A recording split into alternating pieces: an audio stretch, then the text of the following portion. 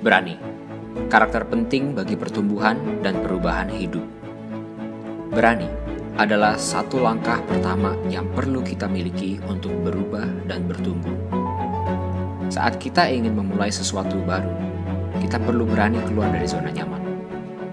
Saat kita ingin bertobat, kita perlu berani meninggalkan dosa.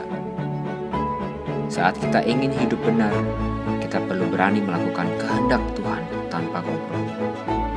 Dalam Alkitab, kita menemukan banyak tokoh dengan karakter berani. Pertanyaannya, apa sumber keberanian mereka? Kita menjadi berani ketika 1. Hati kita benar. 2. Berharap kepada Tuhan. 3. Mengingat janji Tuhan. 4. Sadar akan penyertaan Tuhan yang luar biasa. 5. Memiliki Roh Kudus. 6. Berdoa. 7. Melihat teladan saudara seiman. Perasaan takut akan menghambat kita dalam banyak hal. Dengan menjadi berani, kita dapat menjadi pribadi yang lebih baik, bertumbuh, dan menjadi pemenang. Oleh karena itu, mari kita melangkah dengan iman dan penuh keberanian.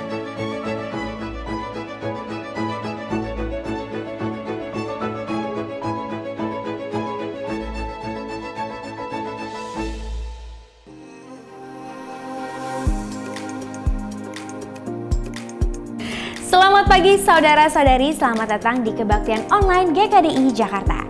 Sebelum kita memulai kebaktian kita, akan ada beberapa pengumuman yang bisa kita perhatikan berikut ini.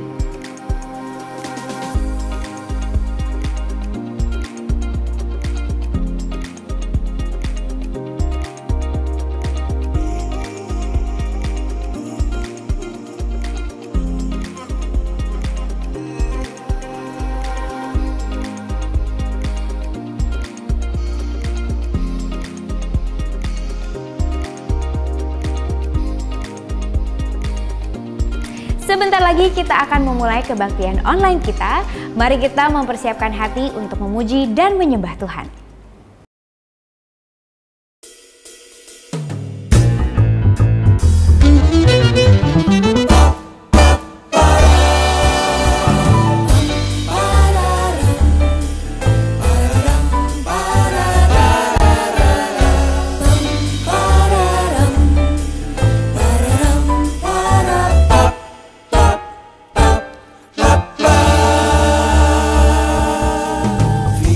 Firman-Mu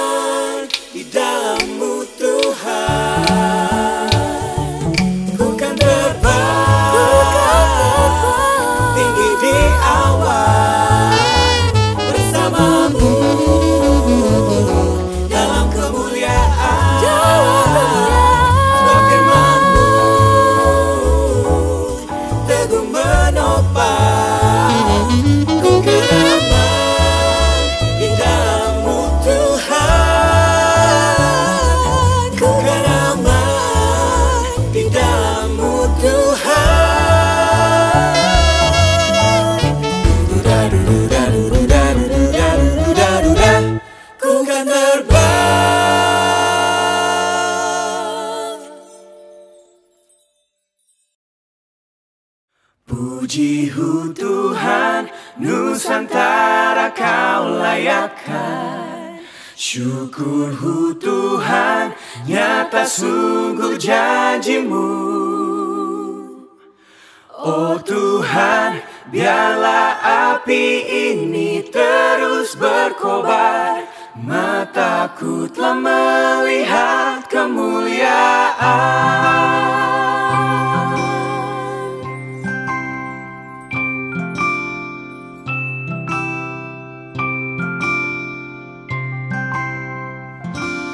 Sukacita tiada terbilang, melihat kerja-Mu sungguh nyata. Kemilau jiwa-jiwa telah Kau anugerahkan.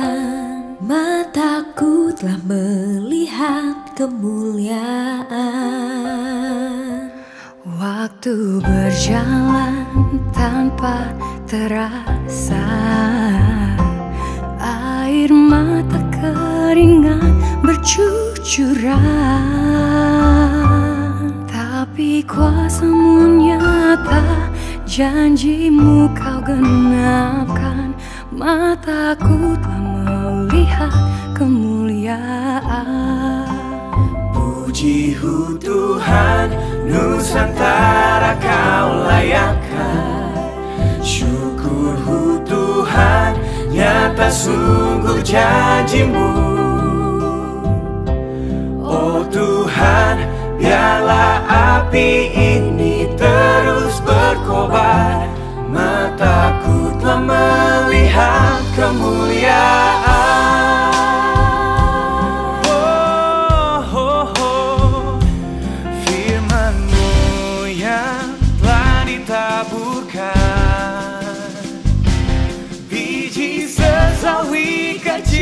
Jadi besar, manusia meremehkan, tapi Tuhan berkuasa.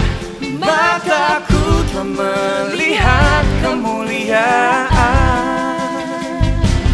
Angkat hatimu, hai saudaraku, lihat kuasa Tuhan selalu bekerja. Biar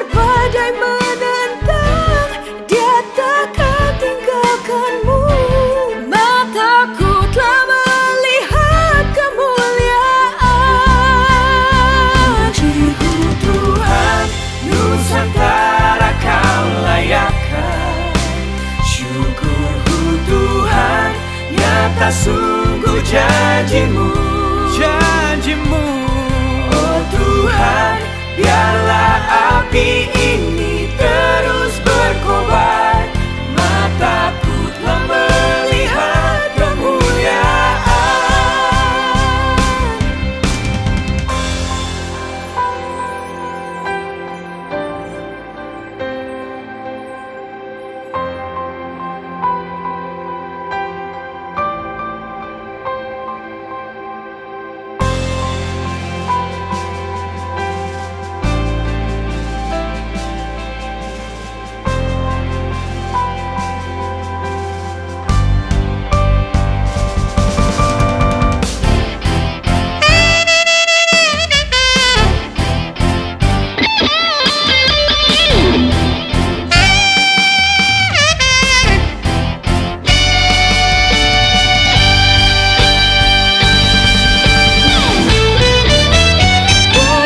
Oh Tuhan, Nusantara kau layakkan.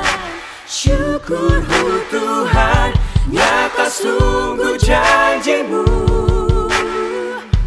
Oh Tuhan, biarlah api ini terus berkobar. Mataku telah melihat kemuliaan. Puji Tuhan, Nusantara kau layakkan. Engkau layakkan Tuhan, nyata sungguh janjimu. Janjimu Tuhan, biarlah api ini terus berkobar. Mataku telah melihat kemuliaan. Mataku telah melihat kemuliaan. Mataku telah melihat kemuliaan. Kemuliaan.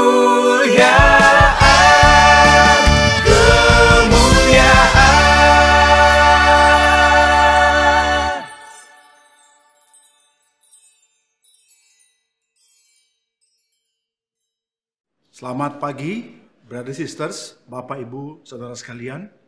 Satu sukacita kita bisa bersama-sama beribadah di hari Minggu pagi ini. Dan saya merasa suatu kehormatan bisa berbagi firman Tuhan. Semoga firman Tuhan di pagi hari ini bisa membantu kita semua untuk bertumbuh dalam pengertian kita akan Tuhan, tetapi juga kepada pelayanan kita akan satu sama lain. Mari kita tunduk kepala dan kita berdoa sebelum kita mendengarkan firman Tuhan. Bapa di surga, Tuhan terima kasih untuk kebaikan Engkau. Terima kasih Engkau adalah Allah yang mengasihi kami, bahkan rela mati di kayu salib bagi kami orang-orang yang berdosa, supaya kami memperoleh persekutuan di dalam Engkau. Tuhan, kami ingin mendengarkan firman Engkau. Kami berdoa supaya firman Engkau tidak menjadi sia-sia, tetapi menjadi kekuatan kebenaran dalam kehidupan kami. Biarlah Tuhan kami terus bertumbuh, dan biarlah firman Tuhan betul-betul bisa menjadi kekuatan, pegangan, petunjuk dalam hidup kami. Sertai hamba-Mu yang berbicara, dalam nama Yesus kami berdoa dan mengucap syukur. Amin. Tema kita di bulan November adalah berbicara tentang pelayanan kepada umat Tuhan. Dan diambil daripada 1 Korintus pasal 16 ayat yang ke-15. Demikian bunyi firman Tuhan. Ada suatu permintaan lagi kepadamu saudara-saudara. Kamu tahu bahwa Stefanus dan keluarganya adalah orang-orang yang pertama-tama bertobat di Akaya. Dan bahwa mereka telah mengabdikan diri mereka kepada pelayanan orang-orang kudus. Di dalam terjemahan daripada King James dan juga terjemahan dalam bahasa Indonesia, itu dikatakan bahwa Stefanus dan keluarganya, mereka mengabdikan diri mereka, mendedikasikan diri mereka, hidup mereka, bagi melayani orang-orang kudus. Nah, waktu mendengarkan kata orang-orang kudus, saya berpikir bahwa apakah orang kudus itu adalah orang-orang tanpa dosa? Apakah orang kudus itu misalnya rasul-rasul? Apakah orang kudus itu misalnya orang-orang Kristen yang mereka betul-betul mati karena Kristus? atau orang-orang suci yang gereja tentukan karena kehebatan pengabdian dan prestasi mereka, sehingga mereka diangkat sebagai orang-orang kudus. Mari kita mempelajari firman Tuhan untuk menemukan kebenaran firman Tuhan itu sendiri.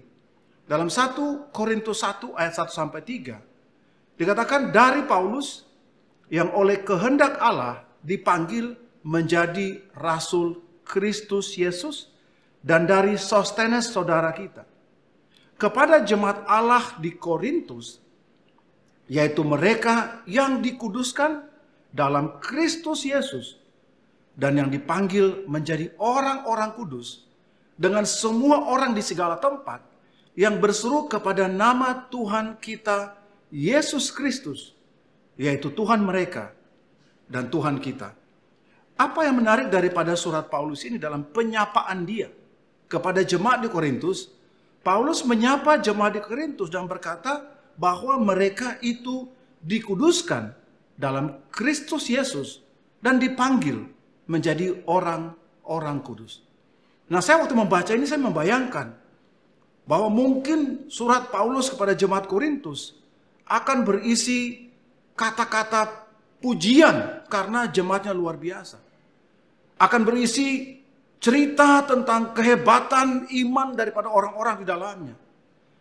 Akan berisi cerita-cerita hebat bagaimana murid-murid Tuhan menjadi saksi dan bahkan mati bagi Tuhan. Dan karena itu saya membayangkan bahwa surat Paulus kepada jemaat Korintus akan berisi hal-hal yang luar biasa. Tetapi waktu kita mempelajari dan membaca daripada surat Paulus kepada jemaat Korintus ini, saya jadi bertanya bagi diri saya, ini Paulus menulis kepada seorang kudus, seorang pendosa, atau seorang pembuat masalah, troublemakers. Maka kemudian waktu saya mempelajari lebih dalam lagi, waktu kita pelajari lebih dalam lagi, kita menemukan loh, kok tidak seperti penamaan itu yang tadi dikatakan kepada orang-orang kudus itu. Di pasal 1 dan pasal 3 dimulai dengan perpecahan karena favoritisme. Yang satu berkata, wah kami lebih suka Petrus, wah kami lebih suka Apolos, wah kami lebih suka Paulus. Dan bahkan karena favoritisme itu membuat terjadi perselisihan antara satu sama lain. Saya pikir kok orang kudus begitu.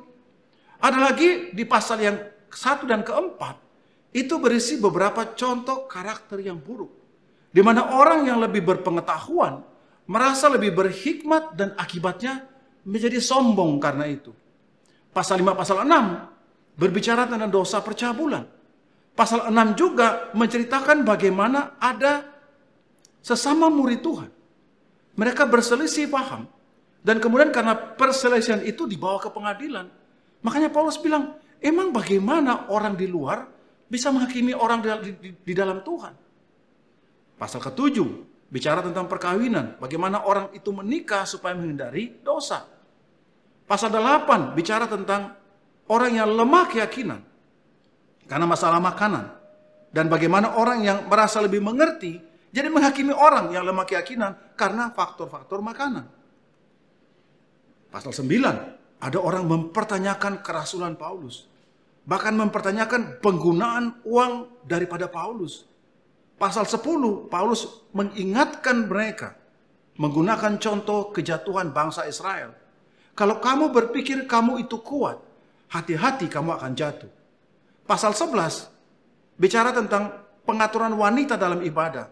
Harus tutup kepalanya, pakai kerudung, pakai tudung. Maksudnya apa? Ya maksudnya mungkin karena ada beberapa contoh-contoh yang membuat jadi salah dalam beribadah. Pasal 11 bicara tentang perjamuan kudus yang salah. Ada orang datang ke perjamuan, dia sengaja tidak makan. Jadi ketika makanan dibagikan, dia sengaja makan sekenyang-kenyangnya. Dan dia puas. Ada yang minum anggur sampai dia mabuk dalam perjamuan. Apakah ini contoh orang kudus kalau begitu? Hanya ada 3 pasal yang berisi tentang pengajaran. Yaitu di pasal yang ke-12 tentang tubuh Kristus, pasal 13 tentang kasih, dan pasal 15 tentang kebangkitan dan akhir zaman. Di pasal 14, Paulus bahkan menyinggung tentang penggunaan atau praktek karunia yang dipraktekkan secara berlebihan dan seharusnya bagaimana mereka mempraktekannya. Kemudian pasal 16 adalah penutupnya. Jadi kalau saya baca ini saya pikir, apakah memang Paulus salah menulis waktu dia memberikan salam kepada jemaat di kota Korintus seperti atau sebagai orang-orang kudus. Mengkonfirmasi lagi di surat yang kedua, 2 Korintus 1 ayat 1. Dari Paulus, yang oleh kehendak Allah menjadi rasul Kristus Yesus. Dan dari Timotius saudara kita, kepada jemaat Allah di Korintus dan semua orang kudus di seluruh Akaya. Dan bahkan kalau kita lihat Alkitab, Paulus memiliki salah satu cirinya adalah di setiap surat-surat dia menaruh kata-kata kepada orang-orang kudus di kota itu. Roma 1 ayat 7, kepada orang-orang kudus di kota Roma. Efesus 1 ayat 1, kepada orang-orang kudus di kota Efesus. Filipi 1 ayat 1, kepada orang-orang kudus di kota Filipi. Kolose 1 ayat 2, kepada orang-orang kudus di kota Kolose. Kalau Paulus dan firman Tuhan menyatakan atau menyampaikan salam, menyebutkan bahwa orang-orang ini adalah orang-orang kudus, tetapi kenyataannya di dalamnya juga berisi banyak masalah.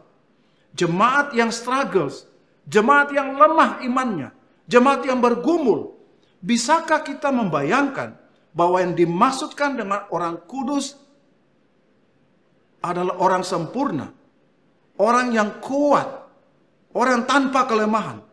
Atau dari sini kita bisa simpulkan bahwa yang dimaksud orang kudus tidak selalu berarti adalah orang yang semangat semuanya, tetapi justru orang-orang lemah juga merupakan bagian daripada orang-orang kudus. Poin saya yang pertama, pelayanan kepada orang-orang kudus sebenarnya juga adalah pelayanan kepada orang-orang lemah. Hari ini kalau kita lihat dalam jemaat Korintus, bahwa Paulus meskipun melihat mereka punya masalah, punya problem, punya kelemahan, dan tetap memanggil mereka sebagai orang-orang kudus. Bisakah hari ini kita membayangkan bahwa gereja itu berisi orang-orang kuat, orang-orang yang semangat, orang-orang yang rohani, orang-orang yang hebat, tetapi tidak ada orang-orang lemah di dalamnya? Jika jemaat di Korintus memiliki banyak kelemahan, tetapi tetap dipanggil orang-orang kudus, bisakah Anda dan saya berharap bahwa gereja harusnya dipenuhi oleh orang-orang sempurna dan tanpa kelemahan? Kebenarannya adalah justru di dalam Alkitab dari sejak zaman Perjanjian Lama sampai Perjanjian Baru, kita tahu berisi cerita bagaimana orang-orang di dalam Tuhan bergumul dalam kelemahan mereka, bergumul dalam kedagingan mereka, bergumul dalam hal-hal yang berhubungan dengan iman mereka. Tetapi justru dari situ kita bisa lihat pekerjaan Tuhan di dalam hidup mereka. Dan kalau hari ini Alkitab mengatakan atau menjelaskan kepada kita bahwa gereja itu juga bisa dipenuhi oleh orang-orang lemah, bagaimana seharusnya kita memperlakukan satu sama lain sebagai bagian dari pelayanan kamu dan saya kepada orang-orang kudus? 1 Korintus pasal yang ke-8, dia katakan begini, ayat yang ke-11. Dengan jalan demikian, orang yang lemah yaitu saudaramu, yang untuknya Kristus telah mati menjadi binasa karena pengetahuanmu itu. Jadi jangan sampai karena kita merasa kita lebih tahu Alkitab, kita lebih mengerti jalan hidup sesuatu, kita telah berpengalaman dalam banyak hal, jadinya orang yang bergumul, kita memperlakukannya dengan salah, memperlakukan mereka dengan salah. Dan akibatnya mereka binasa karena kelemahan mereka. Ayat 12, jika engkau secara demikian berdosa terhadap saudara-saudaramu, dan melukai hati nurani mereka yang lemah, engkau pada hakikatnya berdosa terhadap Kristus. Karena itu apabila makanan menjadi batu sandungan bagi saudaraku, aku untuk selama-lamanya tidak akan mau makan daging lagi, supaya aku jangan menjadi batu sandungan bagi saudaraku. Brothers and sisters, ketika Paulus menulis ini, dia bilang begini, kalau sampai gara-gara makanan, gara-gara daging yang haram atau halal, itu membuat saudara saya yang mungkin memandang kebenaran berdasarkan makanan dan minuman sebagai salah satunya, kalau itu membuat dia tersandung, Paulus bilang begini, aku lebih baik tidak makan daging selamanya. Itu adalah suatu perasaan kasih yang Paulus punya, bahwa lebih baik saya yang berubah supaya saudara saya yang lemah itu bisa kembali kuat, daripada saya menghakimi dia, memaksakannya sehingga dia bisa menjadi binasa dalam atau karena kelemahan dia itu. Hari ini Bapak Ibu Saudara sekalian, Alkitab berkata, jika karena pengetahuan yang kita punya, pengalaman yang kita punya, kebijaksanaan yang kita punya, kita menghakimi saudara kita yang lemah, Alkitab berkata kita berdosa bukan cuma kepada saudara itu, tetapi kita berdosa kepada Kristus. Jadi hari ini kalau kita memiliki orang lemah dalam ministry kita, orang yang bergumul dalam ministry kita, pertanyaan adalah bahwa gimana cara kita memperlakukan mereka. Di dalam ministry, di dalam jemaat, pasti ada orang yang kritikal. Orang kritikal karena merasa cara berbicara, metode pelayanan, cara pendekatan, cara berkhotbah. Mungkin ada banyak hal lain lagi, hal yang tidak sensitif yang dilakukan. Tetapi kalau itu ada orang lemah di dalam ministry kita, bisakah Anda dan saya mau dengarkan dan mencoba memahami latar belakang pikir mereka, perasaan mereka, supaya kita bisa memenangkan mereka dan kembali menjadi kuat. Hari ini orang lemah juga dalam Alkitab bisa berarti orang yang bergumul secara finansial. Orang yang bergumul secara finansial itu juga adalah saudara kita. Tetapi tidak berarti karena dia bergumul secara finansial membuat dia lebih rendah dibandingkan dengan orang yang mungkin secara finansial tidak bergumul. Atau mungkin juga murid Tuhan yang lemah karena dia memiliki standar yang terlalu rendah, atau mungkin standar yang ketinggian sehingga dia jadi menghakimi dan self-righteous bagi orang lain.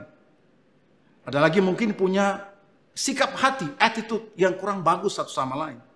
Merasa sakit hati, merasa kepahitan, merasa banyak problem, dan dia punya pemikiran-pemikiran yang tidak sehat kepada satu sama lain, bahkan kepada para pemimpin.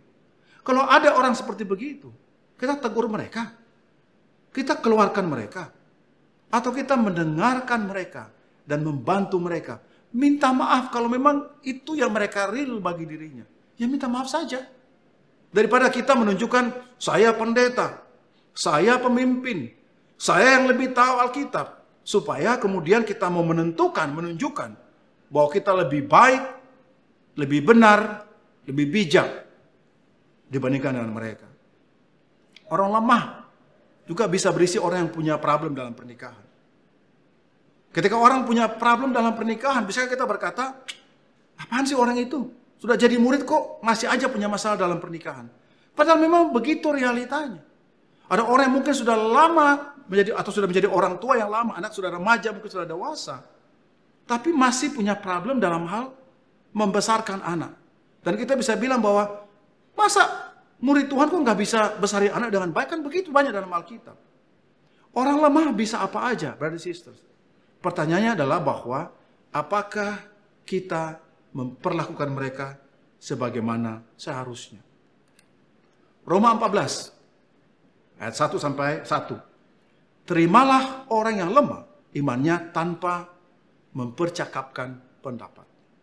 Kalau hari ini dia ada punya pemikiran, pendapat, perkataan yang mungkin kita merasa apaan sih perkataan itu? Pendapatnya tuh aneh banget, tidak alkitabiah nih. Nggak betul itu. Ya dengarkanlah itu. Tanpa kita bilang bahwa di dalam Ini tidak betul dan sebagainya. Karena itu janganlah kita saling menghakimi lagi. Tetapi lebih baik kamu menganut pandangan ini. Jangan kita membuat saudara kita jatuh atau tersandung. Maka harusnya menjadi sikap hati kita adalah jangan sampai standar kebenaran yang saya punya, pemikiran yang saya punya, pengalaman yang saya punya, wisdom yang saya punya, pengertian yang saya punya, saya jadi menghakimi atau memperlakukan orang yang mungkin belum mengerti banyak. Masih tidak tahu apa-apa, sehingga mereka menjadi tersandung. Sebab kerajaan Allah bukanlah soal makanan dan minuman, tetapi soal kebenaran, damai sejahtera, dan sukacita oleh Roh Kudus. Hari ini Alkitab berkata, justru bagaimana membuat saudara-saudara kita ini menjadi semangat, ada sukacita, ada damai sejahtera. Itu adalah pelayanan dalam kerajaan Allah. Dan Alkitab berkata, barang siapa melayani Kristus dengan cara ini, ia berkenan kepada Allah dan dihormati oleh manusia. Kalau kita bisa memperlakukan orang lemah dengan baik, Alkitab berkata, pelayanan kita justru berkenan kepada Allah dan dihormati oleh manusia. So, poin yang pertama, pelayanan kepada orang-orang kudus adalah sama juga dengan pelayanan kepada orang-orang lemah. Dan kalau hari ini ada orang lemah dalam ministry, dalam jemaat kita, kita memuji Tuhan. Berarti ada banyak area yang kita akan berikan lagi untuk mengasihi satu sama yang lain. Hal yang kedua yang saya mau sharing kepada kita. Dalam 1 Yohanes 1, ayat 7, 8, dan 10. Nah, menariknya adalah surat ini ditulis kepada orang-orang yang sudah lama menjadi Kristen. Jadi bayangkan ya, kamu sudah menjadi Kristen 10, 20, 30 tahun barangkali. Dan ini surat ditulis kepada mereka. Tetapi jika kita hidup di dalam terang, sama seperti dia ada di dalam terang, maka kita beroleh persekutuan seorang dengan yang lain. Dan darah Yesus anaknya itu menyucikan kita dari segala dosa. Ayat ke-8. Jika kita berkata bahwa kita tidak berdosa, maka kita menipu diri kita sendiri. Dan kebenaran tidak ada dalam kita. Ayat ini bilang begini. Kalau kita bilang kita tidak berdosa, kita itu pendusta. Tidak ada kebenaran dalam diri kita. Ingat ya, surat ini ditulis kepada orang yang sudah lama menjadi murid Tuhan. Dan kalau orang sudah lama menjadi murid Tuhan, kita berharap mereka sudah mengalami masa yang kegemilangan dan rohani mereka luar biasa. Tapi Yohanes bilang buat yang sudah lama jadi Kristen, kalau kamu bilang kamu tidak berdosa, kamu bohong. Terus ayat yang ke-10, jika kamu berkata kamu tidak ada buat dosa, maka kita atau kamu membuat Allah yang menjadi pendusta. Dan firman-Nya tidak ada di dalam kita. Jadi kalau yang kedua adalah, kalau tadi tidak berdosa, sekarang gue nggak pernah berbuat dosa tuh. Kalimat itu, kalau itu diucapkan dari mulut murid-murid Tuhan, kita buat firman Tuhan tidak betul. Dan Tuhan yang justru yang berdusta. Kebenarannya adalah begini. Kalau kita bilang kita tidak berdosa, kita bohong. Kita bilang kita tidak pernah berdosa, kita membuat Tuhan berbohong. Berarti tidak mungkin, Tuhan tidak pernah berbohong. Berarti adalah begini. Walaupun kamu dan saya sudah lama menjadi murid Tuhan. Anda dan saya mungkin sudah menjadi pemimpin. Bahkan pendeta sekalipun. Kebenarannya adalah kita berdosa. Itu adalah kebenarannya. Oleh karena kamu dan saya berdosa, maka menurut saya pelayanan kepada orang kudus adalah sama kepada pelayanan kepada orang-orang berdosa. Karena kita semua berdosa menurut Roma pasal 6 ayat 23. Jadi karena secara prinsip Alkitab kita semua itu adalah orang berdosa, maka cara kita memandang kepada saudara kita yang sedang bergumul dalam dosa adalah memandang sebagai sesama orang-orang berdosa. Supaya kita bisa membantu mereka dalam pemikiran yang sehat, dalam kesetaraan bahwa kita pun sama dengan orang itu. Di dalam Alkitab, Ketika Yesus makan orang dengan orang-orang berdosa, orang komplain. Ketika Yesus duduk dengan orang pemungut cukai, orang komplain. Ketika seorang perempuan yang kedapatan berdosa mau dilempari batu, Yesus bilang, kalau kamu tidak pernah berbuat dosa, silakan aja lempari dia. Nggak ada yang berani itu. Dan kita tahu bahwa Yesus juga menghabiskan waktu dia untuk membantu, melayani, mengasihi orang-orang berdosa. Ada cerita Alkitab ketika Yudas datang ketika di Taman Getsemani. Dan Yudas sengaja mencium Yesus. Kasih tanda bahwa ini adalah yang nanti kamu harus tangkap. Kamu tahu nggak apa kata-kata Yesus? Yesus bilang begini, hai teman, untuk itukah kamu datang? Saya baca, saya pikir, wow. Bahkan dalam keadaan Yudas betul-betul mengkhianati dia, menjual dia. Sikap dia kepada Yudas tidak berubah. Hai teman, untuk itukah kamu datang? Hari ini kalau kita lihat kepada saudara kita yang berdosa, apakah kita memperlakukan mereka menjadi berbeda karena itu? Ada suatu quotes yang diambil, ya, seorang penulis namanya Abigail Van Buren. Ini orang Yahudi Amerika, ya. Dia mengambil nama Abigail dari tokoh Alkitab, kemudian Van Buren dari nama Presiden Amerika pada waktu itu. Dia bilang begini, gereja adalah rumah sakit bagi orang-orang kudus, bukan museum bagi orang-orang kudus. Gereja adalah rumah sakit bagi orang-orang berdosa supaya mereka bisa disembuhkan, bukan museum, tempat di mana kita mengagumi orang-orang kudus di dalamnya. Hari ini jika itu kenyataannya, maka harusnya kita memposisikan diri kita dan jemaat kita sebagai tempat di mana orang-orang kudus, orang-orang berdosa itu bisa mendapatkan kesempatan untuk mereka berubah. Lukas pasal 6. Saya mau kita baca dari pandangan atau persepsi yang berbeda dikit. Dan sebagaimana kamu kehendaki supaya orang berbuat kepadamu, perbuatlah juga demikian kepada mereka. Ayat 32. Dan jikalau kamu mengasihi orang yang mengasihi kamu, apakah jasamu? Karena orang-orang berdosa pun mengasihi juga orang-orang yang mengasihi mereka. Nah, kenapa saya mau fokus kepada orang-orang berdosa mengasihi? Maksud saya begini. Walaupun ini adalah satu pengajaran, tetapi di dalamnya berisi kebenaran. Bahwa jangankan kita pikir bahwa karena kita adalah murid, kita punya kemampuan untuk mengasihi orang. Ayat ini juga bilang sebenarnya bahwa orang-orang berdosa, mereka juga punya kemampuan mengasihi orang. Bahkan ketika mereka disakiti oleh orang berdosa pun bisa mengasihi orang yang menyakiti mereka. Dan kalau mereka bisa punya kemampuan mengasihi orang yang lain, bagaimana kamu dan saya yang menyatakan diri kita sebagai orang-orang yang dipilih Tuhan. Ayat 33. Sebab jikalau kamu berbuat baik kepada orang yang berbuat baik kepadamu, apakah jasamu? Orang-orang berdosa pun berbuat demikian. Jadi kalau orang berdosa itu bisa mengasihi orang yang berbuat baik kepada mereka, bagaimana kita murid Tuhan? Kalau kita hanya bisa bagus memberikan kebaikan bagi orang yang berbuat baik kepada kita, orang berdosa pun bisa kok. Artinya adalah begini. Kalau ada orang yang lemah sekalipun, orang yang berdosa sekalipun, kemampuan kita untuk mengasihi mereka, bahkan orang-orang yang menyakiti kita sekalipun, kemampuan kita mengasihi mereka harusnya lebih bagus dan lebih baik lagi. Karena kalau cuma mengasihi orang yang baik, orang dosa pun juga bisa. Berbuat baik kepada orang berbuat baik, orang berdosa pun juga bisa.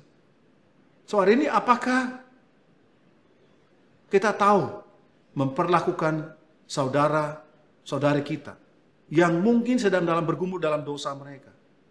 Apakah kita memperlakukan mereka dengan hormat dan juga dalam kebenaran? Ketika kita bertemu orang berdosa, apakah kita menggosipkan mereka? Menceritakan dosa mereka? Seakan-akan bahwa kita ini sudah lebih baik dibandingkan mereka. Atau mungkin juga kita bisa memperlakukan mereka lebih rendah. Atau kita bisa memberikan perlakuan berbeda. Sebelumnya kita baik, tiba-tiba kita menjauhi mereka karena dosa mereka. Atau orang berdosa di gereja tidak punya kesempatan lagi. Saya percaya tidak.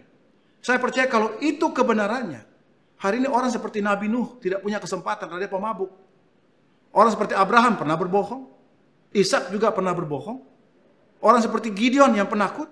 Seperti Samson yang suka tebar pesona. Rahab seorang pelacur. Daud yang jatuh dalam percabulan. Dan bahkan membunuh suami daripada wanita yang dia jatuh itu. Dan begitu banyak contoh. Petrus pernah menyangkal Yesus. Dan banyak cerita dalam Alkitab yang menunjukkan orang-orang itu lemah bahkan jatuh dalam dosa. Kalau hari ini mereka diperlakukan oleh Tuhan tidak seharusnya. Tak ada cerita dalam Alkitab. Orang seperti Daud yang bangkit dari kejatuhannya. Tidak ada cerita dalam Alkitab. Orang seperti Simpson yang jatuh tapi bangkit. Tidak ada cerita dalam Alkitab. Orang seperti Petrus yang menyangkal Tuhan tetapi punya kemampuan untuk balik dan bahkan menjadi orang yang pertama kali memulai jemaat Tuhan. So hari ini Bapak Ibu Saudara sekalian, apakah kita memperlakukan saudara-saudara kita yang sedang bergumul dalam dosa dengan cara yang benar atau tidak? Atau kita bahkan memperlakukan mereka dengan cara-cara yang membuat mereka semakin jauh dari Tuhan? Ada seorang tokoh yang kita semua tahu, namanya Nelson Mandela. Nah, saya tahu bahwa saya tidak akan membicarakan tentang keyakinannya atau hidupnya. Tetapi kalau kita lihat, ada satu periode selama 18 tahun. Dia diasingkan di suatu pulau. Dikurung dalam satu ruangan yang sangat sempit. Dan tidak ada kasur kecuali jerami. Bayangkan selama 18 tahun. Dia tinggal dalam ruangan itu. Yang sangat sempit beralaskan jerami. Dan dia punya banyak alasan untuk dia membalas perbuatan yang salah kepada orang-orang jahat kepada dirinya. Ketika dia menjadi Presiden Afrika Selatan, dia punya banyak kesempatan untuk bisa membalas semua perlakuan selama puluhan tahun yang dia terima. Tapi dia bilang begini, I am not a saint unless you think of a saint as a sinner who keeps on trying. Saya bukan seorang yang suci. Kecuali jika Anda berpikir bahwa orang suci adalah pendosa yang terus berjuang. Hari ini kita semua bergumul, brother sisters. Kita juga punya banyak hal-hal yang kita bisa bergumul. Entah itu kelemahan, bahkan juga godaan. Atau yang disebut namanya sinful nature kita. Tetapi bukan soal kamu dan saya sempurna. Tetapi bagaimana kita mau terus berjuang setia dan mengalahkan setiap kelemahan kita satu demi satu. Kedagingan kita satu demi satu. Dan orang kudus justru bukan karena dia tanpa dosa. Tapi karena dia berjuang mengalahkan kelemahan dan dosa-dosa dia. Karena itu Bapak Ibu Saudara sekalian, waktu kita melayani kepada saudara-saudara kita, waktu kita melayani kepada orang-orang kudus, jangan kita berpikir adalah orang-orang yang tanpa masalah, tanpa kelemahan, kuat, semangat, sempurna. Jangan. Pelayanan kepada orang kudus adalah pelayanan kepada orang-orang lemah dan juga pelayanan kepada orang-orang berdosa. Dan kalau hari ini kita tahu bagaimana mengasihi mereka, makin banyak orang lemah, makin banyak orang berdosa bisa berubah dan kembali kepada Tuhan. Semoga Tuhan dipermuliakan. Amin. Tuhan memberkati kita. Mari kita berdoa. Bapa di surga, terima kasih untuk firman Engkau. Ajari kami untuk bisa mengasihi dengan benar, Tuhan. Ajari kami untuk bisa melihat jemaat Engkau sebagaimana seharusnya. Ajari kami untuk bisa melayani satu sama lain sebagai orang-orang kudus, tetapi juga memahami bahwa bukan karena kami sempurna, tapi kami berjuang untuk bisa mengalahkan kelemahan, kedagingan, dosa kami. Untuk satu waktu nanti Tuhan, kami menjadi makin mirip dengan Engkau, menjadi sama secara karakter dengan Tuhan kita, Yesus Kristus. Terima kasih untuk firman Tuhan di pagi hari ini, semoga bisa membantu kami semua. Dan kiranya Engkaulah yang dipermuliakan. Berkati hidup kami semua Tuhan, jaga kami semua Tuhan, protek kami terutama dalam masa-masa pandemi COVID ini. Engkau mau jaga, sembuhkan kalau ada brother sisters kami yang terkena imbas atau bahkan terkena penyakit daripada COVID itu sendiri. Tetapi Tuhan jaga dan berkati mereka Tuhan. Kalau itu secara penghasilan, pendapatan, usaha, itu bisa terpengaruh Tuhan. Kami menaruh rasa aman kami ke dalam tangan Engkau. Karena Engkaulah Allah, sumber segala sukacita dan sumber segala penghiburan yang kami punya. Terima kasih Bapa, berkati hidup kami semua, dalam nama Yesus kami berdoa dan mengucap syukur. Amin. Tuhan memberkati kita semuanya.